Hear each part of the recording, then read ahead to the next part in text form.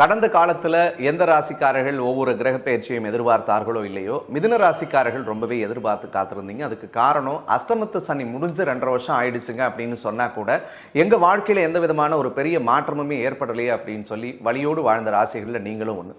மிதுனத்தை பொறுத்த வரைக்கும் இருக்கிற சூழ்நிலைக்கு ஏற்ற மாதிரி வாழக்கூடிய குணம் உங்களுக்கு இயற்கையிலே இருக்குன்னு சொல்லி நான் பலமுறை சொல்லியிருப்பேன். கஞ்சும் சாப்பிடுவேன், கறியும் சாப்பிட்றேன், சாலையில் கடை விட்டால் கூட படுத்துருவோம், அழகாக ஒரு நியூஸ் பேப்பரை போட்டு 5 ஸ்டார் ஹோட்டலில் விட்டால் கூட நான் தூங்குவேன் அப்படின்னு சொல்லக்கூடிய குணத்தை கடவுள் உங்களுக்கு இயற்கையிலே கொடுத்தார். பட் 4ல் கேது கடந்த காலகட்டங்கள்லாம் இந்த 1.5 வருஷமாக ஒரு இடத்துல உங்களை ஸ்டேபிளாக உட்கார விடலை. உண்மையை சொல்லணும்னா ஒரு சூனிய வைத்த வாழ்க்கை எப்படி இருக்குமோ அந்த மாதிரி அலைஞ்சிக்கிட்டே இருந்தீங்க. எல்லாருக்கும் நான் நல்லது பண்ணால் கூட கடவுள் எனக்கு ஒரு நல்லது பண்ணவே இல்லையே, அல்லது எந்த விதமான முயற்சிகள் எடுத்தால் கூட எனக்கு தடைகளை கொடுத்துக்கிட்டே இருந்துச்சு, அல்லது வேலையில் ஒரு தெளிவில்லை, தொழிலில் ஒரு தெளிவில்லை, வீட்டில் ஒரு நிம்மதின்றதே இல்லாமல் இருந்துச்சு. எல்லாம் இருக்குது, அரிசி இருக்குது, பருப்பு இருக்குது, அரிசுவையோட சாப்பாடு 100 பேருக்கு போடுற தகுதி எனக்கு கடவுள் கொடுத்தா கூட நான் கஞ்சி குடிச்சிட்டு படுத்து தூங்கினேன் அப்படின்னு சொல்லாத புலம்பிய மிதுனராசிக்காரர்கள் நிறைய பேர் உண்டு. அதற்கு காரணம் 4ஆம் இடத்துல கேது இருந்துச்சு. ஆனால் அப்படிப்பட்ட ஒரு மிகப்பெரிய வழிகளை மாற்றக்கூடிய அடிப்படையில் 2025 வருஷம் உங்களுக்கு பிறக்க போகுதுன்னே சொல்லலாங்க.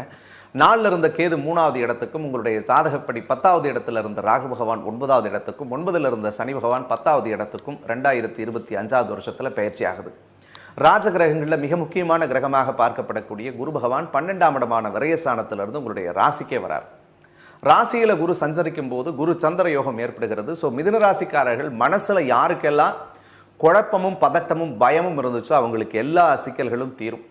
புதுவிதமான தன்னம்பிக்கையோடு, புதிய தைரியத்தோடு, புதிய தெளிவோடு பல்வேறு காரியங்களை துணிவோடு செயல்படுத்தக்கூடிய ஒரு அற்புதமான வருடமாக உங்களுக்கு 2025 இருக்கும்.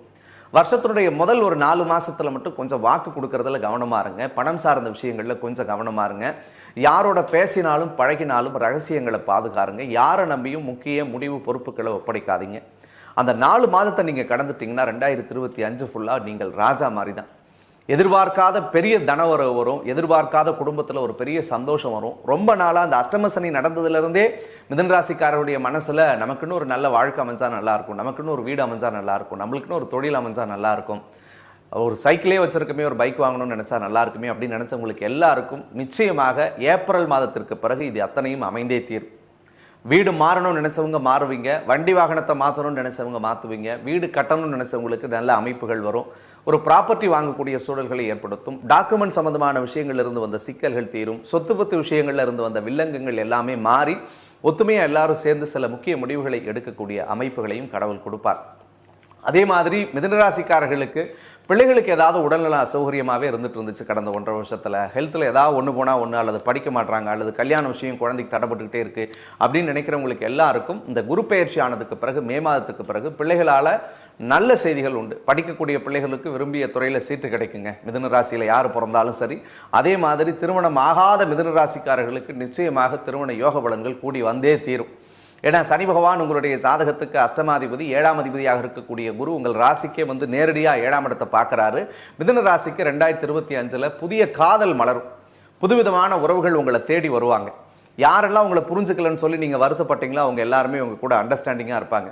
கல்யாணம் ஆகி கடந்த 3-4 வருஷமாகவே வீட்டுக்காரோட சண்டை, பிரச்சனை, பிரிவு, போராட்டம், என்னை யாருமே புரிஞ்சுக்கல, அல்லது நான் எவ்வளோதான் அன்பை கொடுத்தா கூட அவர்கள் என்னை விமர்சனம் பண்ணுறாங்க அப்படின்னு நினச்சவங்கெல்லாம் கணவன் மனைவி எல்லாருமே ஒத்துமையோட சந்தோஷத்தோட நல்லபடியாக வாழக்கூடிய ஒரு அமைப்பை இந்த காலகட்டம் உங்களுக்கு ஏற்படுத்தும்.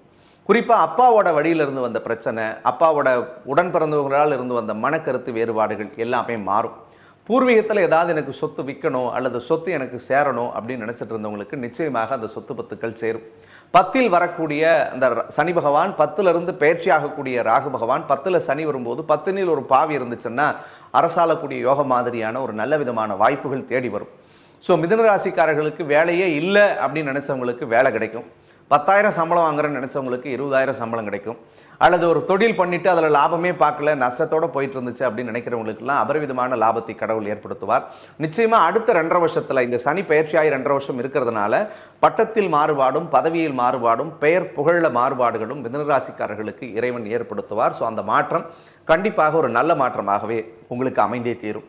அதே மாதிரி மிதுனராசிக்கு 12ஆம் இடத்துல இருந்த குரு கடந்த 1 வருஷமாகவே தேவையில்லாத செலவுகளை கொண்டு வந்துகிட்டே இருந்தார். என்னதான் சம்பாரித்து சேர்த்து வச்சா கூட புண்ணியமாக எதுக்குமே செலவு பண்ணாமலே போச்சு அப்படின்னு நினச்சி வருத்தப்பட்டவர்கள் அதிகம்.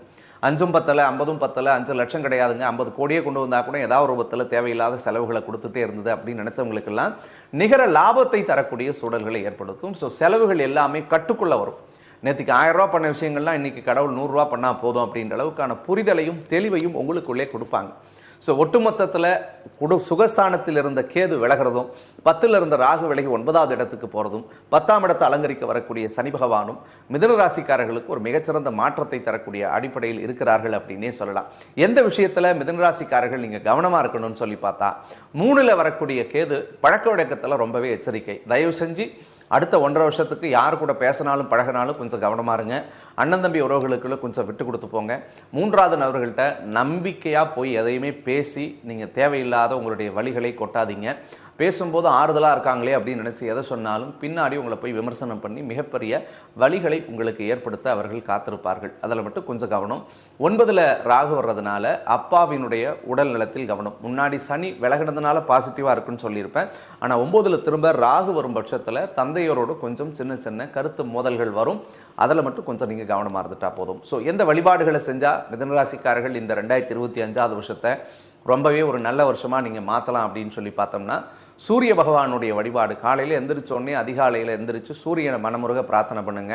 சிவன் கோவிலில் இருக்கக்கூடிய பரிவார மூர்த்திகளில் சூரிய பகவான் இருப்பாங்க. அந்த சூரிய பகவானுக்கு விளக்கேற்றி 2 விளக்கேற்றி மனமுருக பிரார்த்தனை செஞ்சிங்கன்னா உங்களுடைய வாழ்க்கை நல்லாயிருக்கும்.